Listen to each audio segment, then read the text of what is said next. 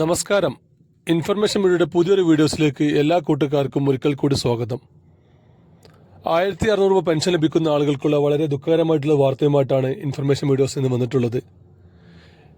Pension വാങ്ങുന്ന മുഴുവൻ ആളുകളും വീഡിയോ മുഴുവനായിട്ട് കാണാൻ ശ്രമിക്കുക. അതിനു മുമ്പായി ഇൻഫർമേഷൻ മീഡിയയുടെ വീഡിയോസ് നിങ്ങൾ ആദ്യമായിട്ടാണ് കാണുന്നതെങ്കിൽ ചാനൽ സബ്സ്ക്രൈബ് ചെയ്യുക. ഒരു തരത്തിലുള്ള രാഷ്ട്രീയ കാര്യങ്ങൾ നമ്മുടെ ചാനൽ വരുന്നതല്ല.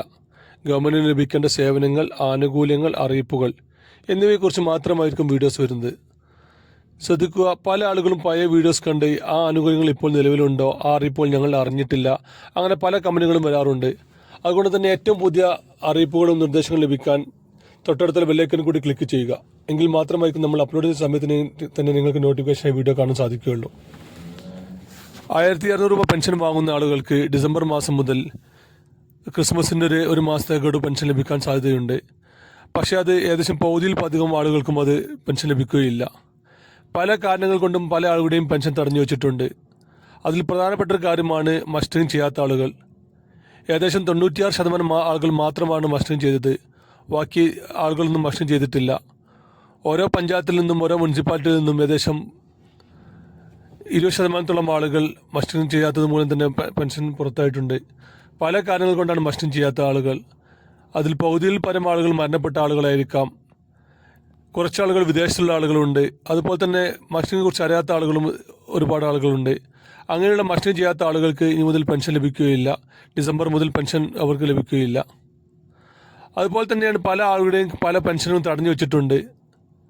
അതിൽ പ്രധാനപ്പെട്ട ഒരു കാര്യം, പെൻഷൻ ലഭിക്കുന്ന വളരെ കുറഞ്ഞ ശതമാനമാണെങ്കിലും ഗവൺമെൻറ് ജോലിയുള്ള ആളുകളുണ്ട്.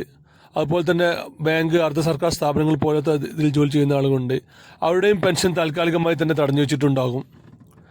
അതുപോലെയാണ് മറ്റൊരു കാര്യം ശ്രദ്ധിക്കേണ്ടത്, 1000 സ്ക്വയർ ഫീറ്റ് മേലെ വീടുണ്ടാവുക, സ്വന്തമായി 4 ചക്ര വാഹനം ഉണ്ടാവുക, കുടുംബത്തിൽ ഒന്നാകെ 1 ഏക്കർ മേലെ ഭൂമി ഉണ്ടാവുക, വീട്ടിൽ AC-യോ മറ്റു സൗകര്യങ്ങളോ ഉണ്ടാവുക. ഇങ്ങനെയുള്ള ആളുകൾക്കും പെൻഷൻ തടഞ്ഞു വെച്ചിട്ടുണ്ട്. കഴിഞ്ഞ ദിവസങ്ങളിൽ തന്നെ ഓരോ വാർഡ് അടിസ്ഥാനത്തിൽ അന്വേഷണം നടന്നുകൊണ്ടിരിക്കുകയാണ്. അതിൻ്റെ അടിസ്ഥാനത്തിലും അതുപോലെ തന്നെ പരാതി ലഭിച്ചാൽ അതിൻ്റെ അടിസ്ഥാനത്തിലുമെല്ലാം ഓരോ വീടുകളിലും ഓരോ പെൻഷൻ ഉപഭോക്താക്കളെ നേരിട്ട് അന്വേഷിച്ച് സർക്കാർ റിപ്പോർട്ട് തേടിയിരിക്കുന്നു. അതിൻ്റെ അടിസ്ഥാനത്തിൽ തന്നെ അവിടെയെല്ലാം പെൻഷൻ തടഞ്ഞു വെക്കാൻ സാധ്യതയുണ്ട്.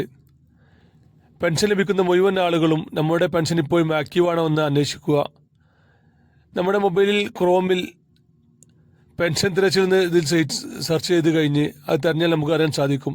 സ്വന്തമായി ചെയ്യാൻ സാധിക്കാത്ത ആളുകളാണെങ്കിൽ വീട്ടിലുള്ളവരോടോ അല്ലെങ്കിൽ വാർഡ് മെമ്പറോടോ പഞ്ചായത്തിലോ നേരിട്ട് അന്വേഷിച്ച് നമ്മുടെ പെൻഷൻ ഇപ്പോഴും ആക്റ്റീവാണെന്ന് ഉറപ്പുവരുത്തുക. എങ്കിൽ മാത്രമായിരിക്കും തുടർന്നും അവർക്ക് പെൻഷൻ ലഭിക്കുകയുള്ളൂ.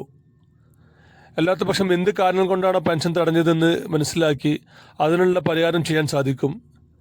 വീട് വലിപ്പം കൂടുതലാണെങ്കിൽ നമുക്കത് പഞ്ചായത്തിൽ നിന്നും വീടിൻ്റെ അളവെടുത്ത് നമുക്കത് ചെയ്യാൻ സാധിക്കും.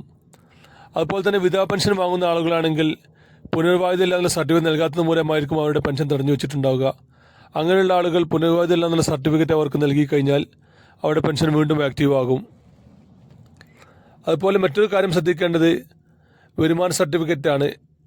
ഇതൊരു വരുമാന സർട്ടിഫിക്കറ്റ് നൽകാത്ത ആളുകൾ വരുമാന സർട്ടിഫിക്കറ്റ് നൽകുക. അങ്ങനെ എന്ത് കാര്യങ്ങൾ കൊണ്ടാണ് പെൻഷൻ തടഞ്ഞു വെച്ചിട്ടുള്ളത്, ആ കാര്യങ്ങൾക്കെതിരെ ചെയ്ത് കഴിഞ്ഞാൽ നമുക്ക് പെൻഷൻ തുടർന്ന് ലഭിക്കാൻ സാധ്യതയുണ്ട്. പെൻഷൻ വാർത്തകളും അതുപോലെ തന്നെ ഇൻഫോർമേറ്റീവ് മറ്റ് വാർത്തകളും ലഭിക്കാൻ ചാനൽ ഫോളോ ചെയ്യാൻ മറക്കരുത്. ഇനി നമുക്കൊരു പുതിയ വീഡിയോസുമായി കാണാം. അതുവരെയും എല്ലാ കൂട്ടുകാർക്കും നന്ദി, നമസ്കാരം.